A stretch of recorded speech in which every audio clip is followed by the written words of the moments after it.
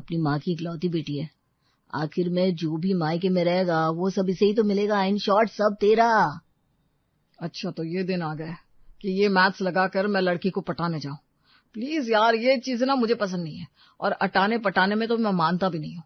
अगर किसी से बात शुरू हुई जल हुआ सही से तो सेंस भी बनता है। बड़ी तेजी से लोग बदल रहे हैं, बहुत दूर का सोच ले रहे हैं अपने फायदे के लिए। और इतनी दूर तक रिश्ता पहुंच नहीं पाता क्योंकि सर्वाइव आपको उस पर्सन के साथ ही करना होता है। कोमल नाम है लड़की का। तुझे अगर टेक्स्ट करना है तो टेक्स्ट कर सकते हो भाई। अगर बात उससे अच्छी लगे तो ठीक है, नहीं तो ड्रॉप कर देना। मैं कौन सा तेरे गले पर चढ़ा बैठा हूँ। संदीप व्हाट्सएप पर अपने फ्रेंड पंकज को कमल का नंबर फॉरवर्ड कर देता है।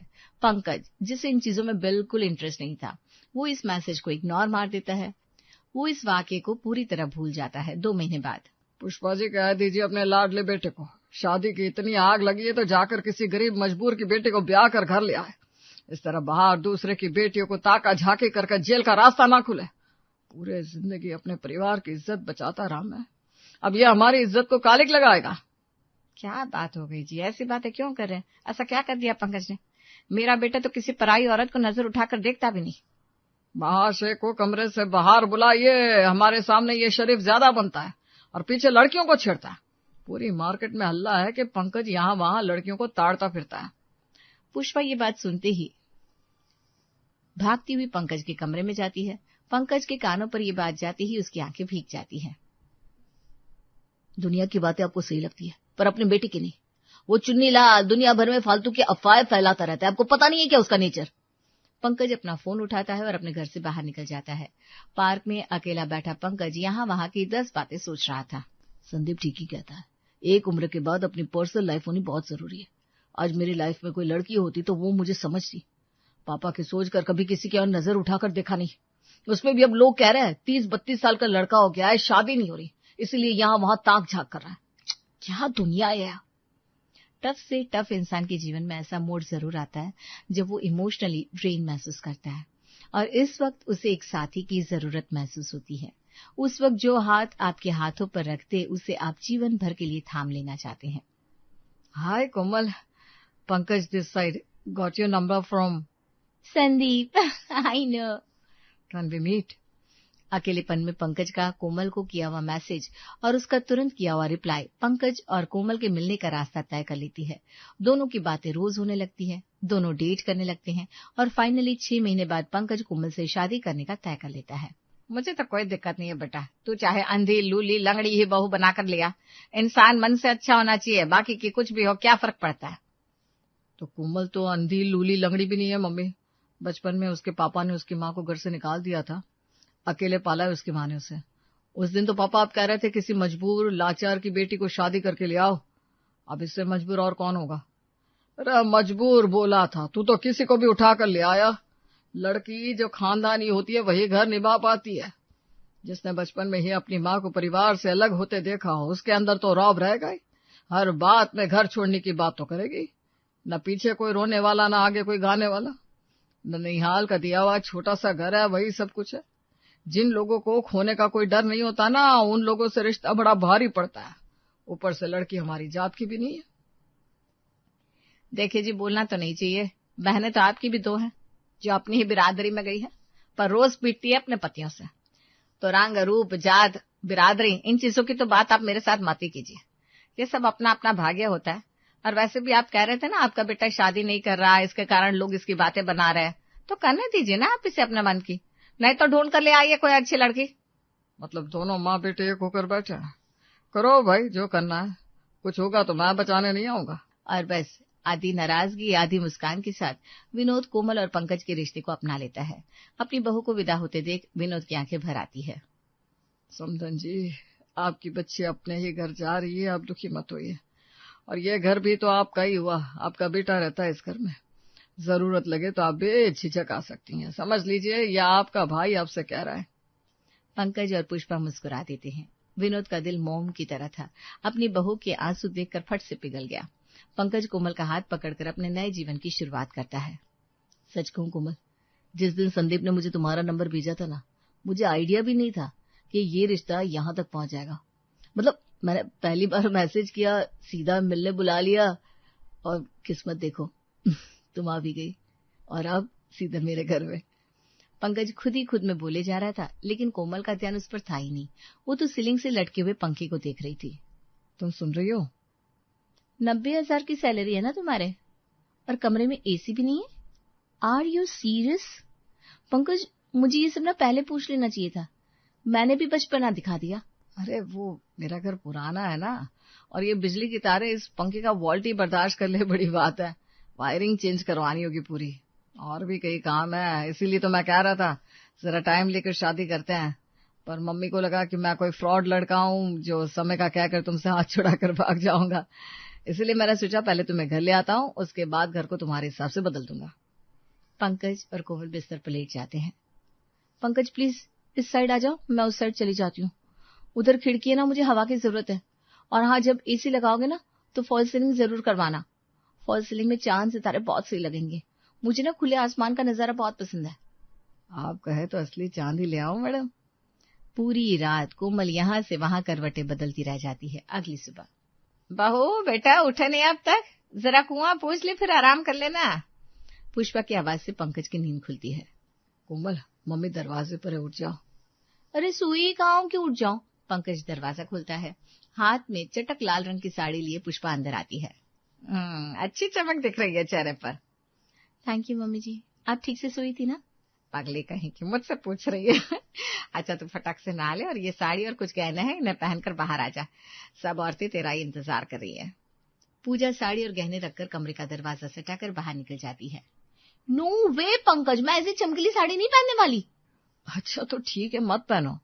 तुम्हें जो साड़ी पसंद आती हो वो पहन लो। कुआं पूजन की रस्म तो करनी है, कोई साड़ी पूजन की रस्म थोड़ी ना है। कोमल फौरन बाथरूम में जाती है और नहाकर अपने सूटकेस से एक लाइट ब्लू कलर की इंडो वेस्टर्न ड्रेस पहनकर बाहर आती है। ये क्या हरकत है? कुआं पूजन की रस्म में बहू इस तरह ब्लाउज और पैंट पहन कर आएगी? पुष्पा, लव मैरिज इसका मतलब ये थोड़ी ना कि नंग धड़ंग घूमने लगेंगी बहुएं। मैंने तो बहू को साड़ी दी थी, फिर इसने ये क्या पहन लिया। मैं अभी जाकर देखती हूँ। पुष्पा कोमल के पास जाती है। मैं साड़ी और ब्लाउज को ना बाथरूम में ले गई थी और वो गलती से स्लीप होकर गिर गई।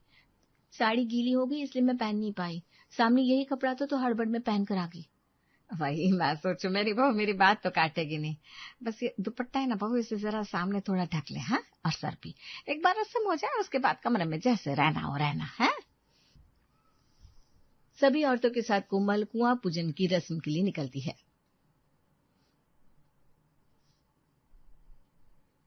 चलो कोमल, अब मिट्टी खोदो और गीली मिट्टी से छोटा सा घर बनाओ।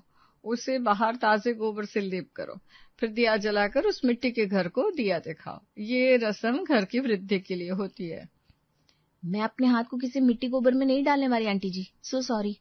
मैं यहाँ पर आ गई, इतनी चिलचिलाती गर्मी में यही बड़ी बात है। बिना रस्म किए कोमल घर आ जाती है। इसी तरह कोमल के नखरे बढ़ते जाते हैं। कुछ दिनों बाद, मम्मी कब से अकेली लगी हुई है किचन में। कोमल, तुम्हें खाना बनाना नहीं आता तो कम से कम खाना वगैरह परोसने में तो मम्मी की हेल्प कर दो। शादी के पहले तो तुम ऐसे नहीं थे, ऐसी बातें करती थी कि मुझे सर पर बिठा कर रखोगे। तुम्हारे घर वालों से प्रॉब्लम थी ना तुम्हें, कोई तुम्हें समझता नहीं था। यहाँ इमोशनल सपोर्ट के लिए शादी की तुमने कि मुझसे काम करवाने के लिए की? मेरे मायके में मैंने कोई काम नहीं किया। मेरे पापा और मम्मी के बीच भले कितनी ही प्रॉब्लम रही हो, पर डैड ने मुझे कभी कोई प्रॉब्लम नहीं होने दिया। और ऐसा तो नहीं है कि तुम्हारी कमाई अच्छी नहीं है। 90,000 की सैलरी है, फुल टाइम की एक मेड रख लो। मतलब कि तुम कुछ नहीं करोगी, दिन भर घर पर पड़ी रहोगी और अपने दिमाग में ख्याली पुलाव बनाती रहोगी। अच्छा, कोई ख्याली पुलाव नहीं था, वो मैंने देखा था। तुम कविता भाभी से कितने हंस हंस कर बातें कर रहे थे मेरे सामने। ऐसी हंसी तो नहीं निकलती तुम्हारी। पंकज कोमल की ओर देखता हुआ कमरे से बाहर आ जाता है, फिर नाश्ता करके अपने ऑफिस के लिए निकल जाता है। कोमल अपने कमरे में ही नाश्ता करती है और कुछ देर बाद अपना पर्स उठाकर घर से बाहर निकलने लगती है। कहाँ जा रही हो बहू? आज तो तुम्हारी मामी सास आने वाली है। बताया तो था कि उसी की तैयारी चल रही है। वो इतनी दूर से आएंगी और घर पर तुम्हें नहीं देखेगी तो अच्छा नहीं लगेगा ना। तो मैं क्या करूं मम्मी जी, मेरे लिए मेरी माँ ज्यादा जरूरी है, ना कि मामी सास। ये क्या बात हुई बहू? जिस माँ ने मुझे बचपन से पाला, मैं उनसे मिलने ना जाऊं? और जिस मामी सास को मेरी शादी में पहुंचने का वक्त भी नहीं था, उनके लिए मूर्ति बनकर उनका इंतजार करूं? नो वे। आपके काफी रिश्तेदारों को एंटरटेन कर चुकी हूं मैं, अब मुझसे ये ज्यादा नहीं होगा। और प्लीज जब भी मैं कहीं जा रही हूं ना तो मुझे टोका मत कीजिए। इतनी रेस्ट्रिक्शन तो मेरे मायके में मुझ पर कभी किसी ने नहीं लगाई। छू मच। ठीक है बेटा, जहाँ जाना है चली जाना, बस 10-15 मिनट रुक जा। एक बार भाभी आ जाए, उनको मुंह दिखा लो, फिर चले जाना। मूवी छूट जाएगी मम्मी जी, हाथ में टाइम लेके जाना पड़ता है। घर से निकलते ही रिक्शा के लिए मगजमारी करनी पड़ती है। कितना इंसल्टिंग लगता है ये सब मुझे। आपको पता है मेरी सारी फ्रेंड्स कार में घूमती है और मुझे रिक्शा के लिए वेट करना पड़ता है। ये शादी करके मैं तो फंस गई। दांत पीसती हुई कोमल अपने घर से बाहर निकल जाती है। हर रोज अपने मायके से अपने ससुराल को कंपैरिजन करना और कोमल का दिन भर घर से गायब रहना धीरे धीरे उसके ससुराल में प्रॉब्लम क्रिएट कर रहा था। एक हफ्ते बाद घर का रेनोवेशन का काम शुरू होता है और कोमल अपने कमरे को अपने हिसाब से डेकोरेट करवाना शुरू कर देती है। क्या है, पापा मम्मी के कमरे को क्यों रेनोवेट करवाना है? उन्हें ऐसे एनवायरमेंट की आदत है, मेरे लिए ये सब नया है। मुझे एसी चाहिए, मुझे फॉल सीलिंग चाहिए, मुझे कार चाहिए। इन चीजों की मुझे जरूरत है, उन्हें क्या जरूरत है? और वैसे भी उनकी उम्र बची कितनी है। शट अप कोमल, अब तो मुझे लग रहा है तुमसे शादी करके सबसे बड़ी गलती कर दी मैंने। काश उस दिन 2 मिनट के दुख के लिए मैंने तुम्हें मैसेज ना किया होता, तो कम से कम ये सब सुनना तो नहीं पड़ रहा होता मुझे। अच्छा, लगता है तुम भूल गए। तुम्हारे पापा को तुमसे ज्यादा यकीन बाहर वालों पर है। कम से कम मैं तुम पर विश्वास तो करती हूँ। कोमल के कमरे से आ रही आवाज विनोद और पुष्पा साफ साफ सुन पा रहे थे। विनोद की नजरें झुक जाती है। मैंने तो पहले ही कहा था, बिरादरी के बाहर शादी करोगी तो ये दिन तो देखना ही पड़ेगा। लगाओ फोन समदन जी को और बताओ उनकी बेटी रोज यहाँ क्या ड्रामा कर रही है। आस पड़ोस वाले बातें बनाने लग गए हैं। इतना क्या चीखना चिल्लाना कि 4 घर को पता चल जाए। मैं करती हूँ बात समदन जी से, आप शांत हो जाइए। पुष्पा कोमल की माँ को फोन मिलाती है और उन्हें अपनी बात बतानी शुरू ही करती है कि उसकी समधन उसी पर खाना पानी लेकर चढ़ जाती है। हाँ तो अपने पति से मांग रही है, आप भी तो सब कुछ अपने पति से ही मांगती है ना। आपका बच्चा भी आपके पति से ही है ना। जब आप अपना सारा संसार अपने पति को मान सकती है तो मेरी बेटी पंकज जी को अपना संसार क्यों ना माने। और फिर ऐसे आप लोग मियाँ बीवी के बीच में क्यों घुसते हैं? लड़के लड़कियों का चक्कर बाहर चलने लगता है तो माथा पीटते हैं बाद में। मेरी कोमल को मैंने नाजुक से पाला है, एक पानी का ग्लास नहीं उठाया मैंने उससे। और यहाँ आप लोग इतना काम करवाते हो, कभी मेहमान आकर बैठ जाए, कभी कोई प्राइवेसी नहीं बच्चों के जीवन में। और आपकी ननद क्या कर रही थी, बच्चा कर लो। अरे क्यों कर ले बच्चा, अभी तो मेरी बेटी खुद बच्ची है। मतलब कि कोमल को ये बड़ी बड़ी बातें आप ही सिखा रही हैं। यहाँ माँ को घर जोड़ना चाहिए कि तोड़ना चाहिए? फिर तो लोग यही कहेंगे ना, जिस माँ ने अपने पति के साथ रिश्ता नहीं रखा वो अपनी बेटी को भी यही शिक्षा दे रही है। ये तो आप बोली हिम्मत समदन जी, कोमल से पंकज की लव मैरिज हुई है।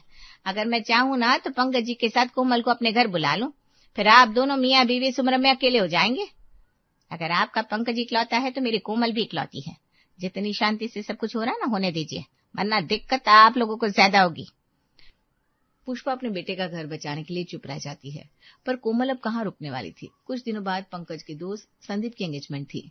4 लोग सगाई में ज्यादा नहीं हो जाएंगे बेटा? अरे पापा, संदीप सिर्फ मेरा दोस्त थोड़ी ना है, कोमल का भी दोस्त है। इस घर में 2-2 इनविटेशन कार्ड आए हैं, तो 4 लोग तो जा ही सकते हैं। और वैसे भी संदीप ने कहा है कि सभी को लाना।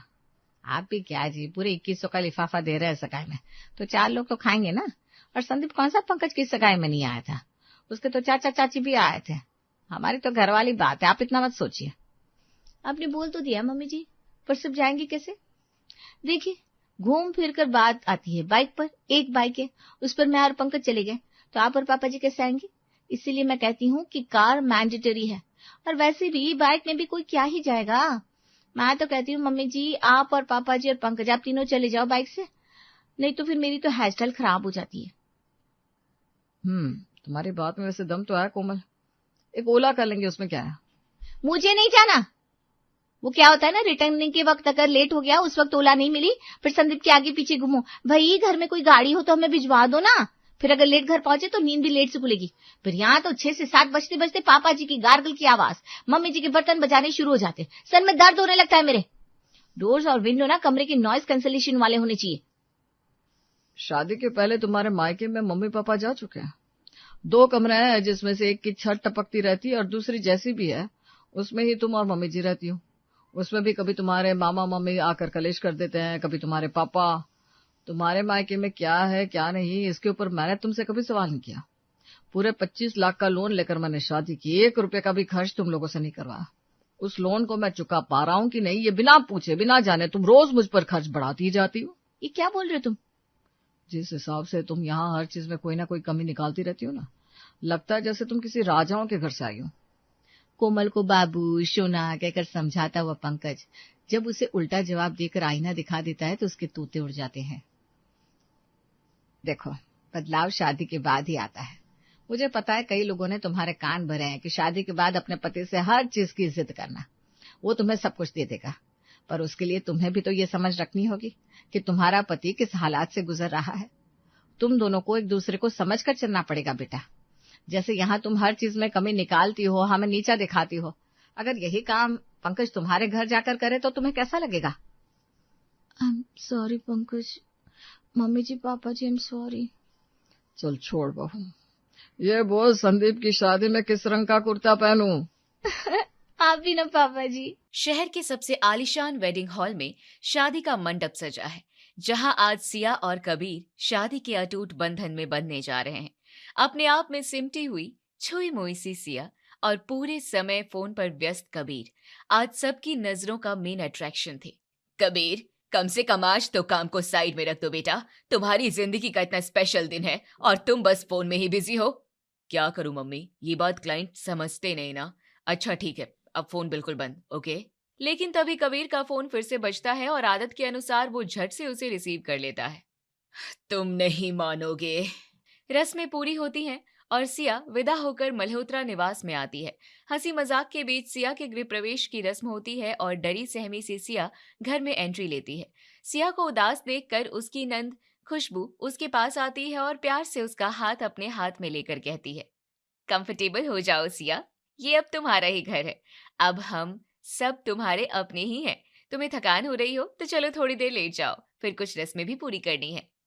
दीदी, मुझे वॉशरूम भी जाना है। ओह, तो इतनी सी बात के लिए इतनी हिचकिचाहट? चलो मैं तुम्हें लेकर चलती हूँ। खुशबू सिया को कमरे में लेकर जाती है और उसे आराम करने के लिए कहती है। तभी कबीर वहां किसी काम से आता है और बेड पर सिया को लेटे देखकर उल्टे पांव लौटने लगता है। अरे अरे, भाग क्यों रहा है? ये तेरी ही बीवी है भाई। तू तो ऐसे घबरा गया जैसे ये कोई पराई औरत है।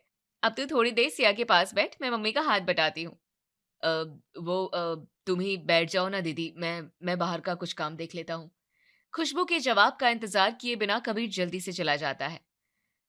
मेरा भाई भी ना जग से निराला है। लड़के तो ऐसे ही मौकों की तलाश में रहते हैं और इसे मौका मिला तो ये भाग रहा है, पगला कहीं का। दीदी, आपको काम हो तो आप जाइए, मैं यहाँ कंफर्टेबल हूँ। ठीक है, तुम आराम करो, मैं थोड़ी देर में तुम्हें लेने के लिए आती हूँ। खुशबू सुजाता का हाथ बटाने बाहर आ जाती है और थोड़ी देर बाद सिया को कमरे से बाहर लेकर आती है। सभी मेहमान और परिवार के लोग सिया और कबीर को घेर कर बैठ जाते हैं और हंसी मजाक के बीच अंगूठी ढूंढने की रस्म शुरू होती है। देख भाई, इस खेल में तू जीते चाहे हारे, लेकिन अपनी मैडम जी के सामने तो तुझे जिंदगी भर झुकना ही पड़ेगा बच्चों।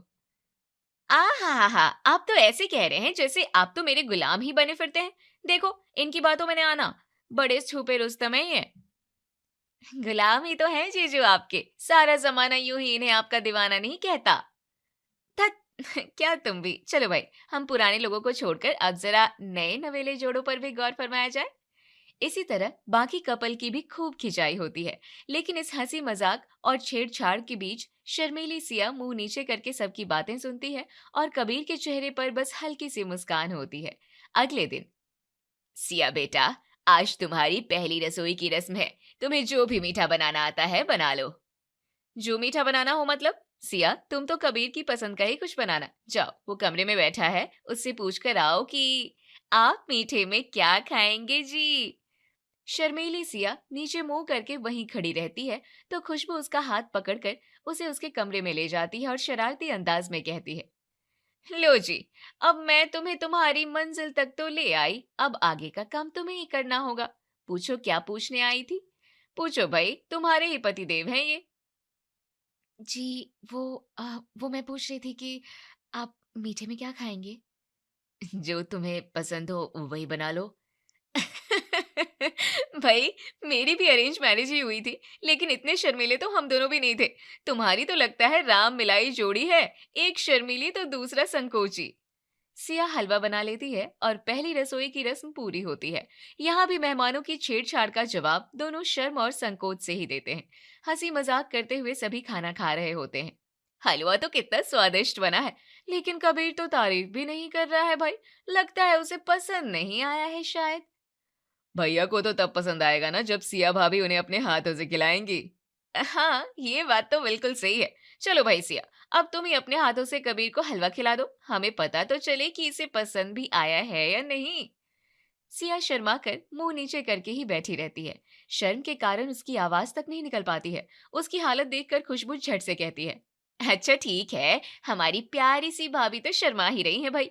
ऐसा करते हैं कि उल्टा कर देते हैं, कबीर पहले सिया को खिलाएगा, फिर सिया कबीर को खिला देगी। अब तो ठीक है ना सिया?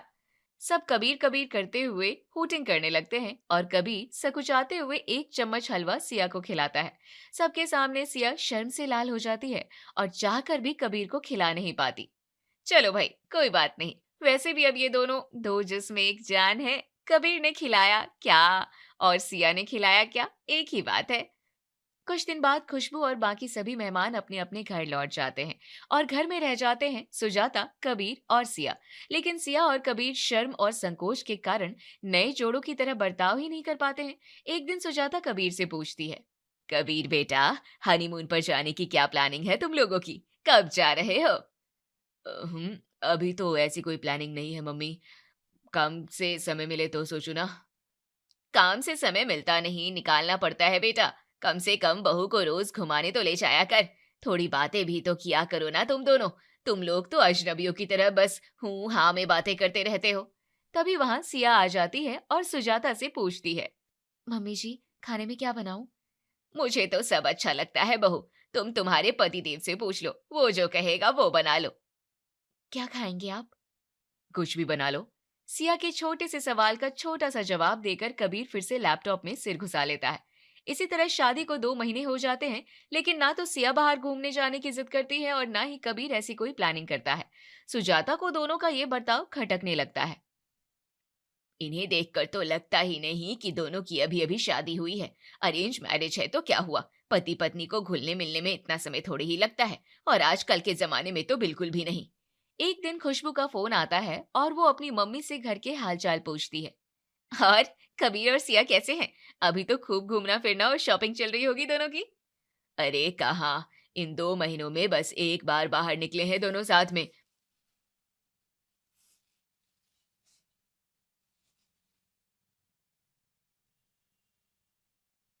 अरे कहाँ, इन 2 महीनों में बस एक बार बाहर निकले हैं दोनों साथ में, वो भी गायत्री आंटी के यहाँ खाना खाने के लिए। सिया ज्यादा बात करती नहीं है और कबीर तो पहले से ही संकोची स्वभाव का है। क्या करें दोनों का।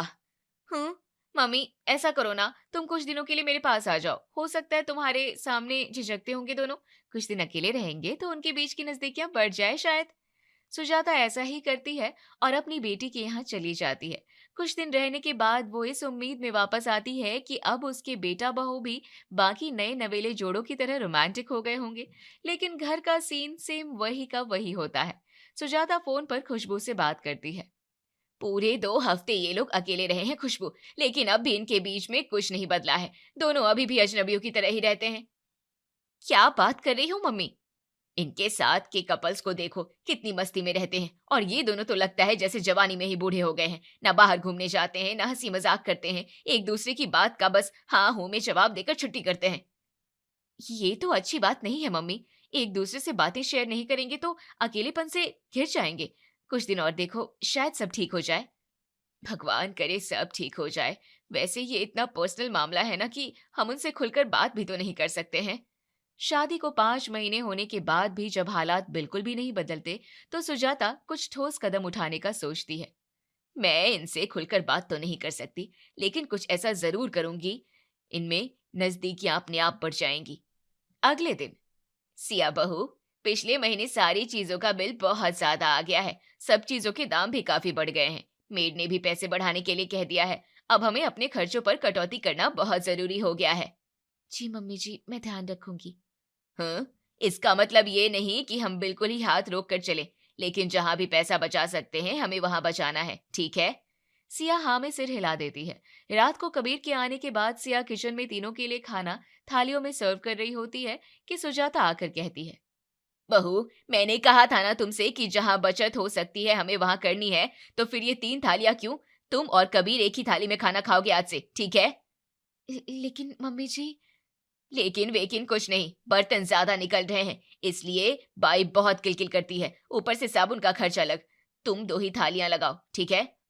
सिया 2 थालियां लेकर डाइनिंग टेबल पर रखती है। कबीर सुजाता से पूछता है, ये क्या, कौन खाना नहीं खा रहा है आज? सब खा रहे हैं, लेकिन आज से तुम दोनों एक ही थाली में खाना खाओगे और मैंने इसका कारण सिया को बता दिया है, इसलिए उसी से पूछ लेना तुम। अब खाना खाओ। कबीर को हैरानी होती है, लेकिन वो सुजाता के कड़क स्वभाव को अच्छे से जानता था, इसलिए बिना बहस किए चुपचाप खाना खाने लगता है। दोनों को एक थाली में खाना खाते हुए देखकर सुजाता मन ही मन में खुश होती है। अगले दिन, मम्मी जी, आज भी खाना एक ही थाली में? अब क्या रोज रोज एक ही सवाल पूछने वाली है क्या बहू? अब तुम दोनों को हमेशा एक ही थाली में खाना खाना है और मेरी इस बात को गांठ बांध लो, समझ गई? ठीक है मम्मी जी। अगले दिन सुजाता सिया से अचानक एक सवाल पूछ लेती है, जिससे वो हड़बड़ा जाती है। दरअसल आजकल सुजाता इतनी कड़ाई से बात करती थी कि सिया घबरा ही जाती थी। बहू, तुझे पता है ना कबीर क्या बिजनेस करता है? जी पता है मम्मी जी। तो तुझे उसके बिजनेस के बारे में और क्या क्या पता है?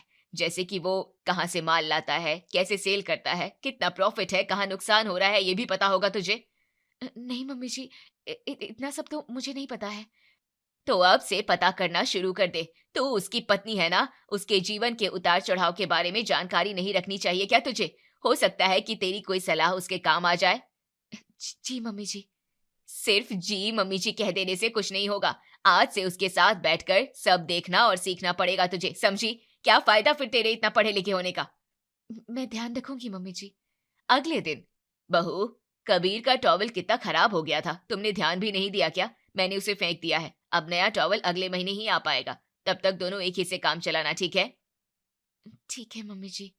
सिया कबीर के उठने से पहले ही नहा लेती थी। अगले दिन वो नहाकर गीले टॉवल को बालकनी में सूखने के लिए डालती है और भूल जाती है। नहाने के बाद कबीर को वॉशरूम में टॉवल नहीं मिलता और उसे सिया को आवाज लगानी पड़ती है। सिया, मेरा टॉवल कहाँ है? वो बालकनी में है, अभी लाती हूँ। सिया भागकर टॉवल लाती है और कबीर को देती है।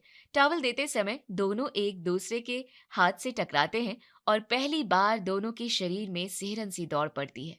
2 दिन बाद, बहू, आज शाम को गायत्री आंटी के पोते का जन्मदिन है, तुम और कबीर ही वहां चले जाना। मेरे तो पैरों में जकड़न सी हो रही है, मैं तो नहीं जा पाऊंगी। आप भी हमारे साथ चलिए ना मम्मी जी, कार में बैठकर ही तो जाना है। किसने कहा कार में जाना है? कार लेकर नहीं, तुम दोनों बाइक पर जाओगे। कार में पेट्रोल ज्यादा लगता है, फिर तुम्हें मॉल से गिफ्ट भी तो लेना है ना, वहां पर पार्किंग का पैसा लगेगा, सो अलग, समझ गई? ठीक है मम्मी जी। और बाइक पर जा रही हो तो जो भी कंफर्टेबल लगे वही कपड़े पहनना। वेस्टर्न पहनोगी तो भी चलेगा, वैसे भी बच्चों की पार्टी रहेगी। गायत्री की बहुएं भी तो ज्यादातर वेस्टर्न कपड़े ही पहनती है। मम्मी जी, मैं जीन्स और टॉप पहन लूं क्या? बाइक पर वही सही रहेगा।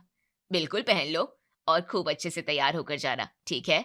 सिया जीन्स और सीक्वेंस वाला टॉप पहनती है और हल्का सा मेकअप और मैचिंग एक्सेसरीज लेकर तैयार हो जाती है। रोज की अपेक्षा उसका रूप और निखर कर आता है। वाह, ऐसे अच्छे से रहा कर बहू, देख तो कितनी सुंदर लग रही है। कबीर आता ही होगा, आराम से जाना दोनों। कबीर घर आ जाता है और सिया को पहली बार जीन्स और टॉप में देखकर खुश होता है। थोड़ी देर बाद दोनों बाइक पर बैठकर चले जाते हैं। मॉल पहुंचते ही कबीर के मोबाइल पर सुजाता का फोन आता है। कबीर बेटा, वो आंटी का फोन आया था, आज की बर्थडे पार्टी कैंसिल हो गई है, तो ऐसा करो तुम दोनों थोड़ी देर मॉल में ही घूम लो और खाना भी वहीं खाकर आ जाना। सिया ने मेरा खाना बना दिया है, बेचारी को आकर फिर किचन में लगना पड़ेगा। सिया और कबीर मॉल में घूमने लगते हैं। थोड़ी देर घूमने के बाद वो लोग एक रेस्टोरेंट में जाते हैं और एक दूसरे से पूछकर खाना ऑर्डर करते हैं। तो खाना खाने के लिए 2 थालियां मंगवानी है या रोज की तरह एक ही थाली में खाएंगे? जवाब में सिया केवल हंस देती है। आज उनके बीच थोड़ी और बातचीत होती है। आते समय कबीर सिया को आइसक्रीम खिलाता है और सुजाता के लिए भी पैक करवा लेता है। दोनों खुश होकर घर आते हैं। मम्मी, ये आपके लिए आइसक्रीम, फ्लेवर सिया की पसंद का है। दोनों को खुश देखकर सुजाता को बड़ी खुशी होती है और राहत मिलती है। उसे लगता है कि अब सब ठीक हो गया है। सिया और कबीर को भी अब एक ही थाली में खाना खाना अच्छा लगने लगता है और खाना खाते हुए दोनों की बातें भी होने लगती है। मम्मी देखो, मैंने तो अपने हिस्से की सब्जी खा ली है, अब इसे कहो कि बाकी ये फिनिश करे। रोज छोड़ देती है और मुझे डबल खाना पड़ता है या फिर वेस्ट हो जाती है। मम्मी जी, अब मैं बिल्कुल भी वेस्ट नहीं करूंगी, मैं अब से पूरी खा लूंगी। सिया की घबराहट को देखकर कबीर और सुजाता दोनों को आश्चर्य होता है। खाना खाने के बाद थोड़ी देर बैठकर सब सोने चले जाते हैं। अगले दिन, मम्मी, आज मेरे फ्रेंड सौरभ के बेटे का बर्थडे है, हम सबको बुलाया है। आप दोनों शाम को तैयार रहना, फैक्ट्री से आते ही हम निकल जाएंगे। शाम को कबीर फैक्ट्री से आता है और सुजाता उससे कहती है, बेटा, मैं तो नहीं चल पाऊंगी, मेरे पैरों ने तो आज भी जवाब दे दिया है। ये क्या मम्मी, सौरभ ने कितने प्यार से आपको आने के लिए कहा है, चलो ना आप भी। नहीं बेटा, तुम दोनों जाओ और आराम से एंजॉय करके आओ, मैं मेरा फेवरेट सीरियल देख लूंगी। ठीक है फिर। तभी सिया सुंदर सी गुलाबी साड़ी पहनकर आती है और कबीर सुजाता के सामने ही सीटी बजाकर कहता है, वाह, देखा मम्मी, तुम्हारी बहू आज कितनी प्यारी लग रही है। आज मेरी बहू तो रोज ही प्यारी लगती है। सिया, मैं कार निकाल रहा हूँ, तुम बाहर आ जाओ। कार क्यों? हम बाइक पर ही चले जाएंगे ना? कबीर उसे समझा बुझाकर कार में ले जाता है। अगले दिन सिया रात के खाने में वेजिटेबल खिचड़ी बनाती है, जो काफी पतली बन जाती है। ये तो खिचड़ी की रसेदार सब्जी बन गई है। सॉरी, लेकिन आज तो हम एक थाली में खाना नहीं खा पाएंगे भाई। नहीं, हम खा लेंगे, या फिर ऐसा कीजिए, आप पहले खा लीजिए, मैं इसी थाली में बाद में खा लूंगी। ये कैसा प्यार है भाई, ले लो ना दूसरी थाली, क्या हो जाएगा। लेकिन सिया दूसरी थाली नहीं लेती है, क्योंकि अब वो सुजाता से डरने लगी थी। सुजाता की नाराजगी भरी बातों का उसके नाजुक मन पर गहरा असर हुआ था। कुछ ही दिनों में सुजाता इस बात को समझ जाती है और सिया से इस बारे में बात करके उसे सब समझाती है। बेटी, तुम मेरे लिए बिल्कुल खुशबू की तरह हो, मुझसे डरने की कोई जरूरत नहीं है। मैं तो ये सब तुम दोनों को पास लाने के लिए कर रही थी, लेकिन मुझे क्या पता था कि तुम दोनों को पास लाते लाते मैं खुद को ही तुमसे दूर कर लूंगी। मैं समझ गई हूँ मम्मी जी, आप तो बहुत अच्छी हैं। मैंने तो सुना था कि सास तो बेटों को बहू से दूर करती हैं, लेकिन आपने तो हमें पास ला दिया। आप ऐसा न करती तो हम कभी पास ही नहीं आते। थैंक यू मम्मी जी। तो फिर आज कैसे खाना खाना है? अब तो एक ही थाली में हम दोनों का खाना होगा मम्मी जी, हमेशा।